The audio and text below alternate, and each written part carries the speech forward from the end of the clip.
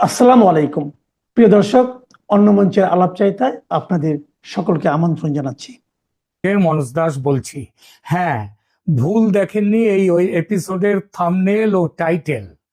দিল্লি বিস্ফোরণের সঙ্গে জড়িত থাকার অভিযোগে আজ 11ই নভেম্বর গ্রেপ্তার হয়েছে দুই বাংলাদেশি সন্ত্রাসী। কোথায় ও কিভাবে গ্রেপ্তার, আর এই গ্রেপ্তারের অভিঘাত কেমন পড়েছে বাংলাদেশে এবং ভবিষ্যতে পড়বে, বলবো সে কথা। প্রিয় দর্শক, আপনারা জানেন গতকাল 10 নভেম্বর সন্ধে 6:52 দিল্লির রেড ফোর্ট বা লালকেল্লা মেট্রো স্টেশনের 1 নম্বর গেটের কাছে একটি হুন্ডাই i20 গাড়িতে বিশাল বিস্ফোরণ ঘটে। এই খবর আপনারা ইতিমধ্যে জেনে গেছেন। বিস্ফোরণে সর্বশেষ পাওয়া খবর অনুযায়ী 13 জন সাধারণ মানুষের মৃত্যু হয়েছে, আহত হয়েছে বেশ কিছু, তাদের মধ্যে মারাত্মক আহত বেশ কয়েকজন। সুতরাং মৃত্যুর সংখ্যা আরো বাড়তে পারে। প্রাপ্ত তথ্য অনুযায়ী মোট 3 জন আরোহী ওই i20 গাড়িতে চেপে পার্কিং লটে আসেন দুপুর 3:19। সেখান থেকে 6:48 পর্যন্ত প্রায় 3.5 ঘন্টা গাড়িটি সেখানে ছিল। গাড়িতে 3 জন আরোহীর 2 জন সঙ্গী নেমে যান। গাড়িতে একা বসেছিল একজন। যিনি বসেছিলেন তার নাম ডাক্তার উমর মোহাম্মদ। তিনি ডেটোনেটর দিয়ে বিস্ফোরণ ঘটান, নাকি তার সঙ্গী 2 জন দূর থেকে রিমোট কন্ট্রোল টিপে বিস্ফোরণ ঘটায়, সেটা দিল্লি পুলিশ ও গোয়েন্দা সংস্থাগুলো এখনো ঠিক বুঝতে পারেনি। ফরেনসিক তদন্ত চলছে। প্রধান অভিযুক্ত হচ্ছেন ডাক্তার উমর মোহাম্মদ, তিনি নিহত। তিনি ছাড়া আরো 9 জনকে কাশ্মীর, হরিয়ানার ফরিদাবাদ ও গুরুগ্রাম থেকে ইতিমধ্যে গ্রেপ্তার করা হয়েছে, যাদের মধ্যে ফরিদাবাদের ডাক্তার শাহিন সাইদ নামে এক মহিলা চিকিৎসক আছেন। তিনি জেইশ-ই-মোহাম্মদের নারী শাখার নেত্রী। এই সন্ত্রাসী কাণ্ডে পাকিস্তান ভিত্তিক জেইশ-ই-মোহাম্মদ এবং আনসার গাজওয়াতুল হিন্দের জড়িত থাকার প্রমাণ মিলেছে। সুতরাং অপারেশন সিন্দুর পার্ট 2 শুরু হওয়ার সম্ভাবনা প্রবল। কারণ ভারতের বুকে সন্ত্রাস সৃষ্টির কাজে যারা ও যে দেশ জড়িত থাকবে তাদের বিরুদ্ধে সামরিক অভিযান হবে, এটাই ভারতের সর্বাধুনিক নীতি। একটি কথা বিশ্বাস হবে না হয়তো অনেকের, তবে আমার মনে প্রথম থেকেই সন্দেহ ছিল এই বিস্ফোরণে বাংলাদেশের সন্ত্রাসীরা জড়িত। কেন আমার এমন সন্দেহ? তার কয়েকটা ভিত্তি আছে, আমি এক এক করে বলবো। বাংলাদেশের বর্তমান সরকারের নীতি হচ্ছে জঙ্গিদের উৎসাহিত করা এবং উৎসাহিত করে ভারতে নাশকতা সৃষ্টি করা। এনসিপি ও জামাতের নেতারা ভারত দখলের হুমকি দিচ্ছেন নিয়মিত এবং সেখানে সন্ত্রাসী ঢুকিয়ে দেওয়ার কথাও চলছে ভারতে। এই হুমকিতে উৎসাহিত বাংলাদেশি জঙ্গিরা ভারতে অ্যাকশনে নামতে উদ্বুদ্ধ হয়েছে। দ্বিতীয় যে ভিত্তিটা, পাকিস্তানের সঙ্গে প্রবল মিত্রতা এখন বাংলাদেশের সরকারের। 2 দেশের সন্ত্রাসবাদীদের পারস্পরিক বোঝাপড়া এখন অত্যন্ত গভীর। আর এই গভীরতার কারণে 2 দেশ দিল্লির বুকে জয়েন্ট অপারেশনে নামবে, এই সম্ভাবনা যথেষ্ট। তৃতীয় কারণ, বাংলাদেশ সন্ত্রাসীদের পুরনো ইতিহাস ঘাটলে দেখা যায় দেশের সীমানা ছাড়িয়ে আন্তর্জাতিক মঞ্চে তাদের ঘোরাফেরা অনেক আগেই ঘটেছে। তারা পাকিস্তান, আফগানিস্তানের সঙ্গে ভারতের কাশ্মীরে অন্যত্র সন্ত্রাসী কাণ্ডে জড়িত থেকেছে।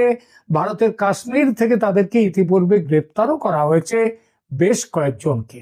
জামাতুল মুজাহিদিন বাংলাদেশ বা জেএমবি নেতা আব্দুর রহমান আফগানিস্তানে প্রশিক্ষণ পেয়ে সোভিয়েতের বিরুদ্ধে লড়াইতে অংশ নিয়েছিলেন। আপনাদের যে বাংলাদেশে যে একজন আছেন মানে উপদেষ্টা, তিনি এই একই লড়াইতে, তিনি সোভিয়েতের বিরুদ্ধে লড়াইতে আফগানিস্তানে গিয়েছিলেন বলে খবর আছে। আমি ইতিপূর্বে তার উপরে একটা ভিডিও আমি করেছি। জেএমবি 2005 সালে একই সঙ্গে বাংলাদেশের 63টি জেলায় মাত্র 7 মিনিটে 459টি বোমা বিস্ফোরণ ঘটিয়েছিল। এ খবর হয়তো অনেকেই বলেননি। বাংলাদেশের জেএমবি পাকিস্তানের লস্কর-এ তৈবা এবং জৈশ-ই মোহাম্মদের সঙ্গে ঘনিষ্ঠ সম্পর্ক রাখে এবং সেই সম্পর্ক এখন ইউনূস সাহেবের কল্যাণে একেবারে ঘনিষ্ঠতর পর্যায়ে পৌঁছেছে। এছাড়াও হুজি বাংলাদেশ, আনসারুল্লাহ বাংলা টিম এবং অন্যান্য সন্ত্রাসী সংগঠন বাংলাদেশের, তারা পাকিস্তানি সন্ত্রাসীদের সঙ্গে মিলে ভারতে নাশকতা তৈরি করবে। ভারত সরকারের গোয়েন্দা সংস্থাগুলো এই খবর বেশ কিছুদিন ধরেই দিচ্ছে। আগে বাংলাদেশ থেকে সন্ত্রাসীরা ভারতে নাশকতা করতে আসতো তাদের সংগঠন থেকে কিংবা এবং সংগঠন থেকে ব্যক্তিগত স্তরে। এখন সেইটা বাংলাদেশের সরকার সেই দায়িত্বটা নিয়ে তাদেরকে পাঠিয়ে দিচ্ছে ভারতে। বাংলাদেশের কিছু সামাজিক মাধ্যম খবর দিচ্ছে, আমার চতুর্থ এই ধারণা করার কারণটা বলি। তারা বাংলাদেশের কিছু সামাজিক মাধ্যম খবর দিচ্ছে বিস্ফোরণের পর বাংলাদেশ সরকারের উপদেষ্টারা অনেকেই ভারতের আক্রমণের ভয়ে কাঁপতে শুরু করেছে। কেন কাঁপুনি? কারণ ওই যে ঠাকুর ঘরে কেড়ে আমি তো কলা খাইনি। কারণ তাদেরও অনেকের সন্দেহ এই বাংলাদেশের উপদেষ্টাদের যে বাংলাদেশের সন্ত্রাসীরা এই ঘটনার সঙ্গে যুক্ত আছেন, কারণ এটা তাদের কাছে খবর আছে। আর ভারত এই বিষয়ে যদি স্থির নিশ্চিত হয় যে বাংলাদেশ সরকারের সৌজন্যে এরা এসছে ভারতে নাশকতা করলো দিল্লিতে, তাহলে ভারত ঝাঁপিয়ে পড়তে দেরি করবে না। সেটাই ভারতের বর্তমান সরকারের বর্তমান নীতি। সুতরাং ভয় তো পাবেনই বাংলাদেশের উপদেষ্টারা, ইউনূস এবং তার চ্যাংব্যাংরা।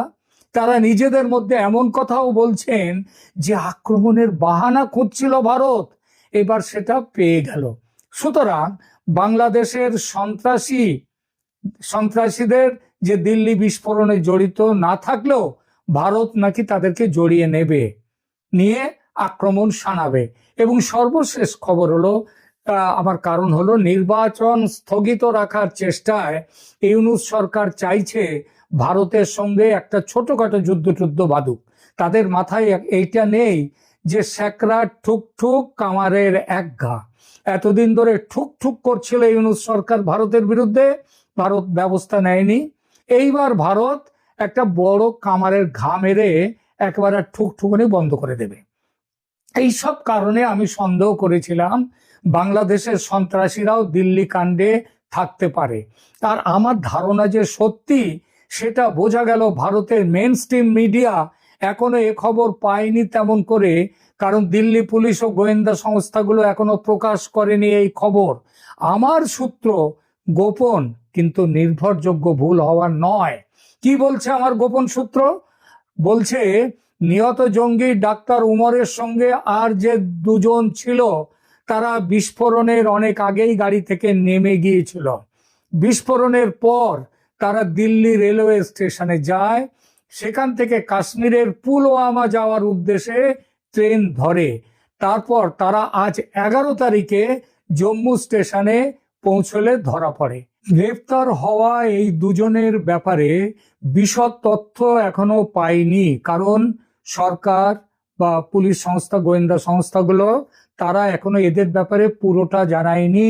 তাদের নাম কি, বাংলাদেশের কোথায় তাদের বাড়ি, সেটা এখনো বলেনি। তবে এটা জানা গেছে তারা বাংলাদেশি এবং তারা আসামের মধ্য দিয়ে ভারতে আসে এবং পশ্চিম বাংলা এবং আসাম থেকে তারা চলে যায় ফরিদাবাদ। সেখানে এই বিস্ফোরণের পরিকল্পনার সঙ্গে তারা যুক্ত ছিল এবং গতকাল বিস্ফোরণের দিন 10ই নভেম্বর তারা ওই i-20 গাড়িতে, ড্রাইভার ছিল ওমর এবং তার সঙ্গে আরো দুজন, এই দুজন তারা চলে আসে দিল্লিতে। বাংলাদেশি সন্ত্রাসীদের দিল্লি বিস্ফোরণে জড়িত থাকার ঘটনায় বাংলাদেশ সরকার আগেই বলেছি ভয়ে কাঁপতে শুরু করেছে। আর এই জন্যেই যে মে মাসে পুলওয়ামার ঘটনায়, এই গত মে মাসে পাকিস্তানের যা হয়েছিল সেই একই ভবিষ্যৎ বা ভবিতব্য যেটাই বলেন সেটাও আসছে বাংলাদেশে। এই ভয়ে।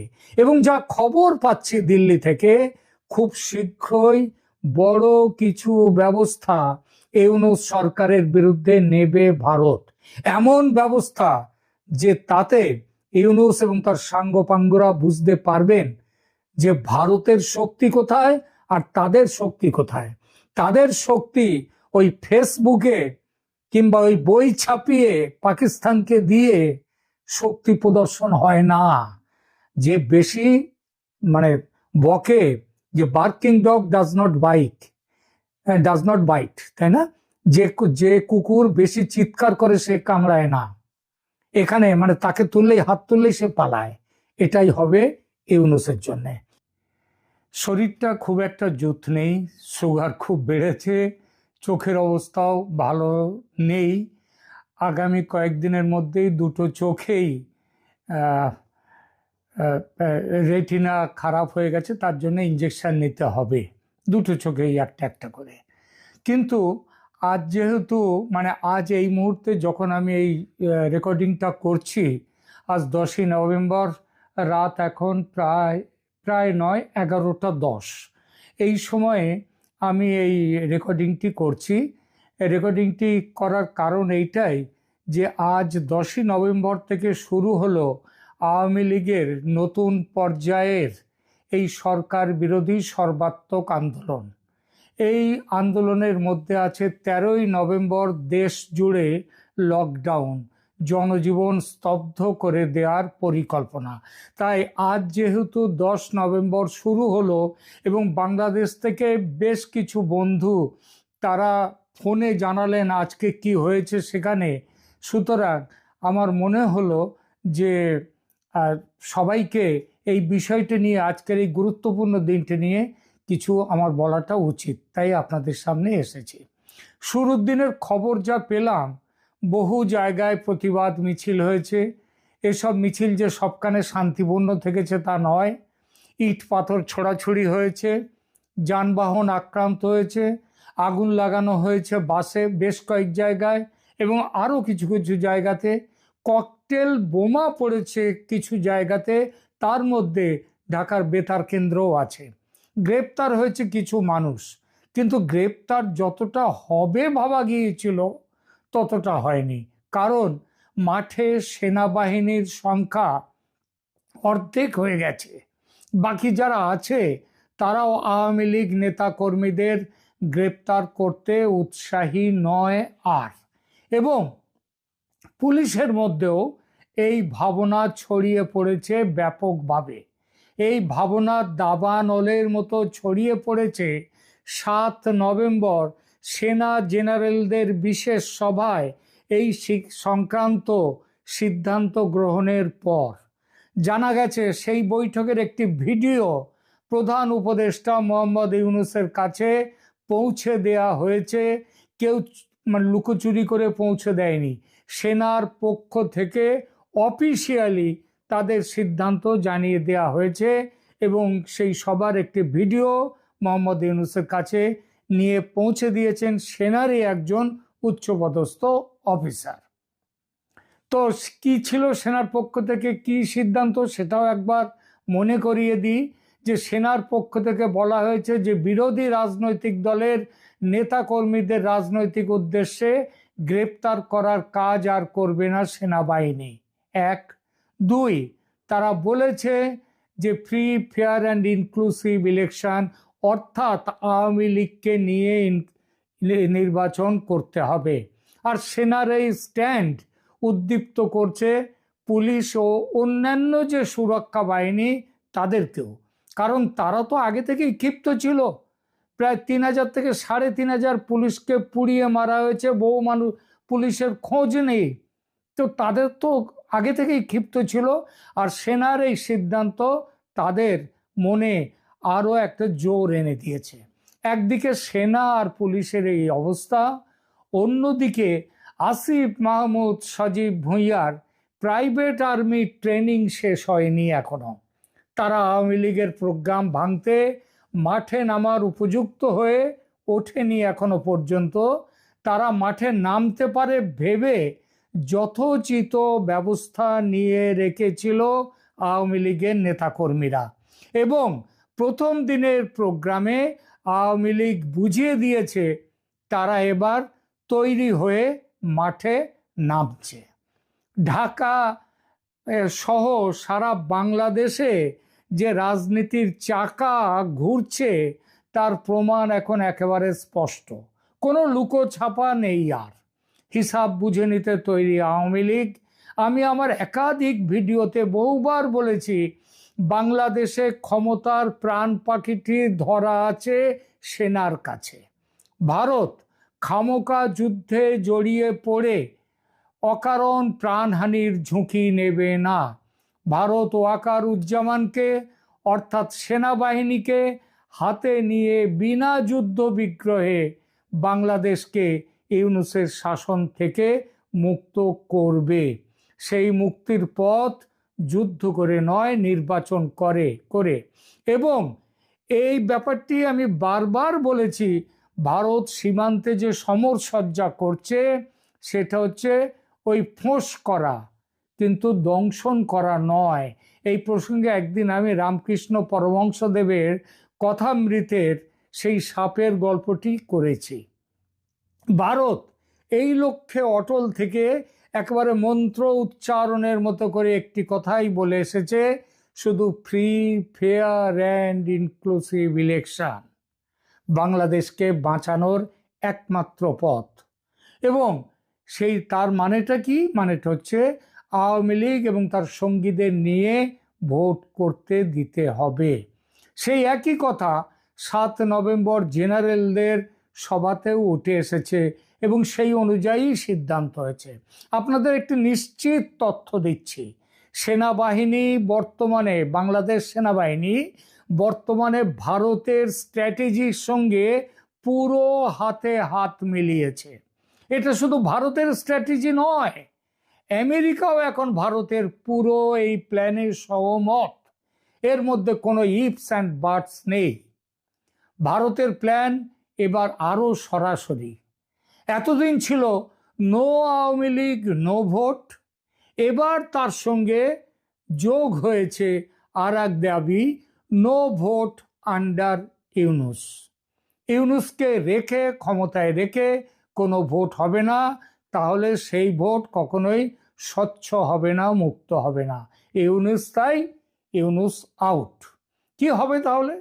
সম্ভাবনা আছে হাসিনাকে নিয়ে আসা হবে কেয়ারটেকার সরকারের প্রধান হিসেবে। এই সম্ভাবনার কথাও আমি আমার আগে একটি ভিডিওতে বলেছি, আপনাদের মনে থাকলেও থাকতে পারে, কিংবা তবে একটু পুরনো ভিডিওগুলো দেখে নেবেন। আমি বলেছি আজ থেকে অন্তত 20-25 দিন আগেই এই কথাটি। তার মানে শেখ হাসিনার ব্যবস্থাপনায় হবে নির্বাচন। হ্যাঁ, এমন কথা মিথ্যে নয় তো, আদৌ এ কথা চলছে। যদিও বলে রাখি, সিদ্ধান্ত নেওয়া হয়নি। ট্রাম্প সিদ্ধান্তের ভার দিয়েছেন মোদির ওপর, কিন্তু মোদি সরকার একটু দোটানায় আছে। এমন সিদ্ধান্ত নেওয়াটা উচিত হবে কি হবে না, এমন সিদ্ধান্ত হাসিনার নির্বাচনে তার যে প্রসপেক্ট, তার পক্ষে যাবে না তার বিপক্ষে যাবে সেটা নিয়ে। তবে এটা যদি নাও হয়, এটা নিশ্চিত কেয়ারটেকার গভর্নমেন্ট আসছেই এবং নির্বাচন হচ্ছে।